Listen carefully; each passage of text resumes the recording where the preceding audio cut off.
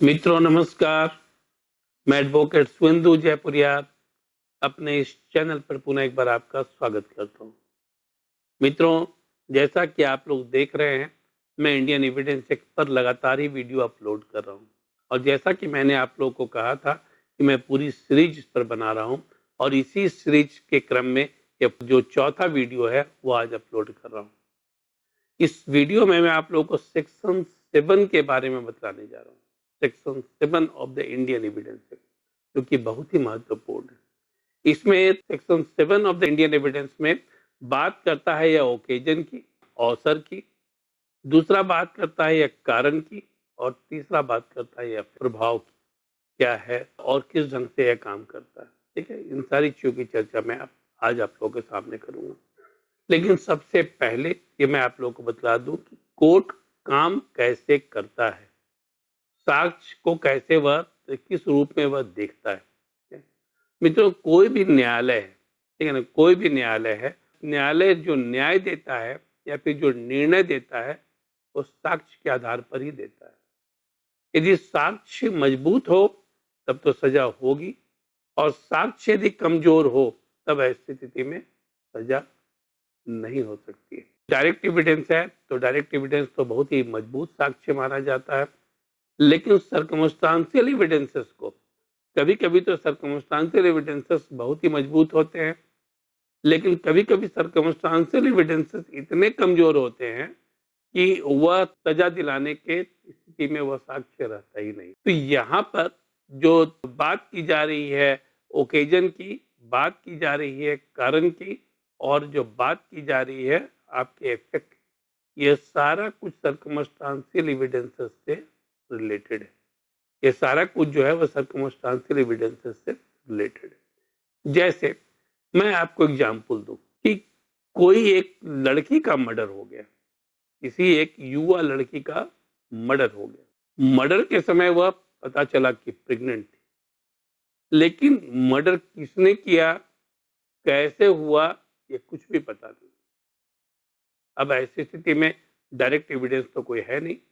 यदि उस घटना का कोई चश्मदीद गवाह होता तो ऐसी स्थिति में सजा तो मिल जाती, डायरेक्ट एविडेंस के आधार पर तो सजा मिल जाती। लेकिन कोई भी चश्मदीद गवाह वहां पर नहीं था और कोई भी सबूत नहीं था। वहां डायरेक्ट जो किसी चीज को वहां स्टैब्लिश करता कोई सबूत नहीं था। तब ऐसी स्थिति में क्या हो सकता है, इन्वेस्टिगेशन चलेगा और इन्वेस्टिगेशन में देखा जाएगा सारी चीजों को, कौन कौन सी परिस्थितियां थी, कौन कौन से कारण थे और उसके बाद क्या प्रभाव वहां पर उसने छोड़ा।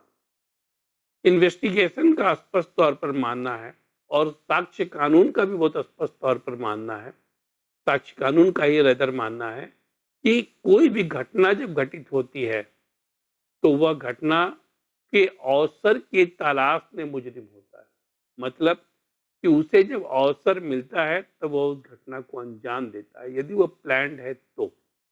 यदि वह प्लान्ड है तब, यदि प्लान्ड नहीं है तो स्पर ऑफ द मोमेंट में हो सकता है। दूसरा, यदि वह प्लान्ड है तब ऐसी स्थिति में उसके पीछे कोई ना कोई कारण रहा होगा, ऐसे वह नहीं हो सकता। तीसरा, जब कोई घटना घटित होती है तो अपने पीछे कुछ प्रभाव छोड़ जाती है, मतलब कि कुछ सबूत को छोड़ जाती है और उस सबूत की यदि गहन समीक्षा की जाए, उस सबूत की यदि गहन समीक्षा की जाए, उसकी ढंग से छानबीन की जाए, उसका ढंग से अन्वेषण किया जाए, तब ऐसी स्थिति में उसके कारण तक पहुंचा जा सकता है और कौन सा वो अवसर था जहां पर यह हुआ वहां पर पहुंचा जा सकता है। तो यहाँ पर ये तीन चीजें हैं, ठीक है, जिसकी मैं बात कर रहा हूँ। वह है अवसर, दूसरा है कारण और तीसरा है प्रभाव। प्रभाव जो वह छोड़कर जाता है, इफेक्ट जो वह छोड़कर जाता है। अब जैसे मैंने इस युवा लड़की के बारे में बात की कि जिसका मर्डर हुआ, अब मर्डर की परिस्थिति क्या थी। वह लड़की जो थी उस समय घर पर बिल्कुल अकेली थी। वो लड़की उस समय घर पर बिल्कुल अकेले थी और वह बीमार थी, इसलिए घर पर अकेले थी। उसके माता पिता दोनों काम करने के लिए चले गए थे, दोनों वर्किंग थे और दोनों काम करने के चले गए थे। मतलब कोई भी व्यक्ति जो उसका मर्डर किया था या मर्डर करना जो चाह रहा था या और उसके बाद उसने मर्डर किया, वह उस अवसर की तलाश में था कि कब मुझे ऐसा अवसर मिले जब यह लड़की घर पर अकेली हो, तब वह घटना को अंजाम दिया जा सके। तो यह था अवसर, ठीक है ना, यह क्या था, अवसर। तो अवसर की बात जब आती है तो जैसे ही सबसे पहला पहला इन्वेस्टिगेशन जब स्टार्ट होगा तो यह अवसर को देखा जाएगा कि वहां उस घर में लड़की अकेली थी। इसका मतलब है कि कोई परिचित व्यक्ति ही होगा और वह व्यक्ति ऐसा व्यक्ति होगा जो लगातार इस बात का ध्यान रख रहा होगा, इस बात को वह रेकी कर रहा होगा कि कब उसे यह अवसर मिलता है जब यह लड़की घर पर अकेली हो। तो यह अवसर है कि वहां पर कब अवसर मिला और उसने मर्डर कर।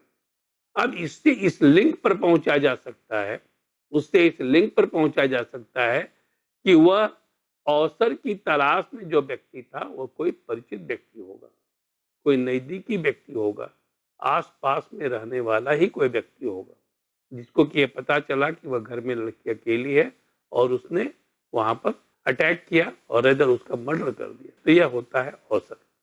दूसरा कि वो लड़की जो थी वो प्रेग्नेंट थी, वो अनमैरिड लड़की थी और प्रेग्नेंट थी।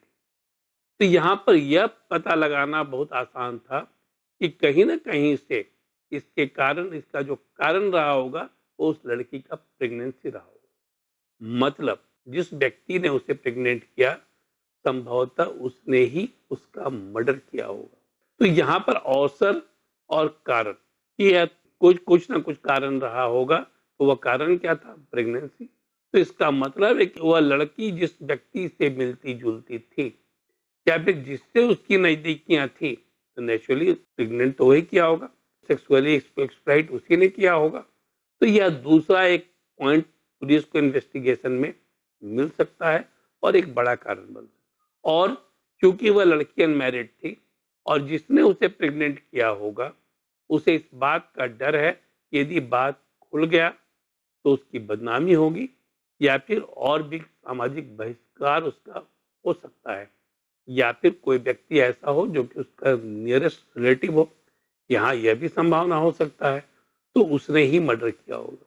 तो अब यहाँ पर पुलिस का फोकस जो है, ठीक है ना, पुलिस का फोकस किसी नजदीकी व्यक्ति पर जो अवसर के बारे में जानता था और जो कारण था उससे पता चलता है कि लड़की का कोई अक्वेंटेंस रहा होगा। तीसरा, अब इसके बाद पुलिस ने खोजना शुरू किया कि कोई प्रभाव तो उसने नहीं छोड़ा है, कहीं पर कुछ ऐसा तो नहीं है जिससे पता चले कि कौन सा कातिल है। तो जिस दिन उस लड़की का मर्डर हुआ उस समय बरसात की रात थी और वह व्यक्ति जिसने इसका मर्डर किया था वह बूट पहन कर गया था। तो घर में जब वह व्यक्ति इंटर किया तो उसके बूट के निशान कहीं पर आ गए थे। मैंने जैसा कि आप लोगों को बताया कि कोई भी जब घटना घटित होती है तो वह अपने पीछे कुछ साक्ष्य छोड़ जाती है। और ये कहावत भी आप लोगों ने सुनी होगी कि मुजरिम कितना भी शातिर हो, मुजरिम कितना भी शातिर हो, अपने पीछे कुछ ना कुछ वह गुनाह के सबूत छोड़ जाता है। तो जिसने मर्डर किया होगा वो भागने के क्रम में इतनी हड़बड़ी में होगा उसे ध्यान ही नहीं रहा कि वह उसके जूते का जो सोल का प्रिंट है वह वहां पर उभर कर आ चुका है। यह एक क्लू है, यह इफेक्ट है जो वहां पर वह छोड़ कर गया। अब उस इफेक्ट जो है, ठीक है ना, प्रभाव जो है, उस प्रभाव से ही इन्वेस्टिगेशन की शुरुआत हो सकती है। अब पुलिस जब उसको ढूंढना शुरू की तो देखिए कि ये जूते का साइज क्या हो सकता है। ठीक है, तो जूते का साइज देखा गया कि 9 नंबर का जूता था। दूसरी चीज ये, चूंकि वह कीचड़ में भागा था तो वहां कीचड़ के निशान और कहां कहां हो सकते हैं, तो भागने का रूट का पता चल सकता था। तो यह देखा गया कि वह कहां तक ये जूते का निशान गया हुआ है, इससे पुलिस पता लगा सकती थी। लेकिन सिर्फ इससे यह पता लगाना संभव नहीं था। अब चूंकि यह मामला गांव का था तो लोग आपस में एक दूसरे को जानते थे। वहां पर यह सबसे पहले पुलिस ने इस बात का इन्वेस्टिगेशन स्टार्ट किया कि 9 नंबर का जूता यहाँ पर कौन पहनता है। तो पता चला कि 9 नंबर का जूता पहनने वाले इतने लोग हैं गांव में। अब उन पर पुलिस ध्यान रखने लगी और ध्यान रखने लगी तो निश्चित रूप से उसका फुटप्रिंट भी उसे मिल जाएगा। जूता पहनकर जब व्यक्ति निकलेगा तो फुटप्रिंट भी मिलेगा। अब उसके आधार पर पुलिस ने यह इन्वेस्टिगेशन स्टार्ट किया कि यह जो 9 नंबर का जूता पहना हुआ व्यक्ति है, वो कितने व्यक्ति उस लड़की के नजदीकी रहे हैं। उसमें कुछ लोगों को सॉर्ट आउट किया गया कि यह व्यक्ति इस लड़की से मिलते जुलते थे, उन पर निगाह रखी जाने लगी और तब उसके आधार पर जो लोग सॉर्ट आउट किए गए, जिन लोगों को आइडेंटिफाई किया गया, उनसे यह पूछताछ की गई। उसमें से कुछ लोग ऐसे थे जो उसके परिवार के निकटतम व्यक्ति थे, ठीक है ना, परिवार के वे निकटतम व्यक्ति थे। तो उन लोगों को अवसर का भी पता होगा, तो उनसे जब कड़ाई से पूछताछ की गई तो उनमें से ही एक व्यक्ति जो था वह कातिल निकला। डायरेक्ट कोई एविडेंस नहीं था, लेकिन जो अवसर था उसकी समीक्षा की गई, जो कारण था उसको निकाला गया और तब उसके आधार पर उसके प्रभाव को ढूंढा गया।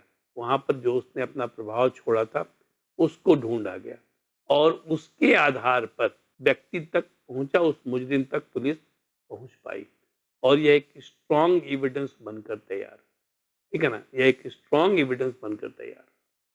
लेकिन यहाँ पर मैं एक चीज और आपको बता दूं, जब मैं कारण की बात कर रहा था तो कारण जो है, घटना के पीछे कारण होता है, लेकिन प्रत्येक घटना के पीछे कोई कारण हो यह आवश्यक नहीं है और कारण जो है वह मोटिव से अलग है। ऐसे तो सुनने में लगता है कि मोटिव है कि जो किसी व्यक्ति को मारना मोटिव है तो वह कारण हो सकता है, उसे दुश्मनी है, मेरा मोटिव है उसको मार देना, जिसकी चर्चा सेक्शन 8 में की गई है। लेकिन कभी कभी कारण जो है वह अनइंटेंशनल होता है। इंटेंशनल तो यहाँ पर है, इस लड़की के मर्डर के केस में यह इंटेंशनल है, ठीक है, लेकिन कभी कभी यह बिल्कुल अनइंटेंशनल होता है। जैसे मैं आपको एक एग्जाम्पल देता हूँ, एक गांव में एक व्यक्ति का मर्डर हो गया। मर्डर होने के बाद पता चला कि वह व्यक्ति जिसका मर्डर हुआ है वह तुरंत पंचायत का चुनाव जीता। तो पंचायत का चुनाव जीतने के चलते उसके कुछ दुश्मन जो थे उनको तो तकलीफ हुई होगी और उसने उसका मर्डर कर दिया। यहाँ पर क्या था, यह इंटेंशनल था कि उसने क्यों मर्डर किया। लेकिन दूसरा एग्जाम्पल मैं आपको देता हूँ कि कोई व्यक्ति कार चला रहा है और कार का ब्रेक फेल हो गया और उसके सामने कोई व्यक्ति आ गया जिसकी दुर्घटना में मृत्यु हो गई। घटना वहां भी घटित हुई और घटना यहां भी घटित हुई। जो इलेक्शन जीता था व्यक्ति, उसकी जो मौत हुई वहां पर बिल्कुल इंटेंशनल था कि उसको मारना था और अपने दुश्मन को रास्ते से हटाना था। लेकिन यहाँ पर जो ब्रेक फेल हुआ वो अनइंटेंशनल था, उसे कुछ भी पता नहीं था कि अगले मोमेंट में क्या होने वाला है और तब यहाँ पर जाकर वो किसी को डैश कर दिया और उसकी मृत्यु हो गई। तो यहाँ जो इंटेंशनल मर्डर होता है उसमें 302 लगता है और जो अनइंटेंशनल मर्डर होता है उसमें 304 ए लगता है, जहां पर सजा मात्र 2 साल होती है। एक में आजीवन कारावास होती है और दूसरे में 2 साल होती है। तो जब साक्ष्य की मैं बात करता हूं तो साक्ष्य कानून जो है, भारतीय साक्ष्य कानून का सेक्शन 7 जो है, वह लोगों को और जो इन्वेस्टिगेटिंग एजेंसी है उससे यह इस बात के लिए प्रेरित करता है कि वह अवसर को देखे और वह कारण को ढूंढे और साथ ही साथ उसके जो प्रभाव है उससे इन्वेस्टिगेशन स्टार्ट करें। यदि ये तीनों लिंक स्टैब्लिश कर दिया जाएगा कोर्ट में जाकर, तो जो सर्कमस्टांशियल एविडेंसेस भी होता है वह बहुत ही मजबूत एविडेंसेस बनकर उभरेगा और किसी भी व्यक्ति को जिसने अपराध किया है उसका बचना बहुत ही मुश्किल होगा।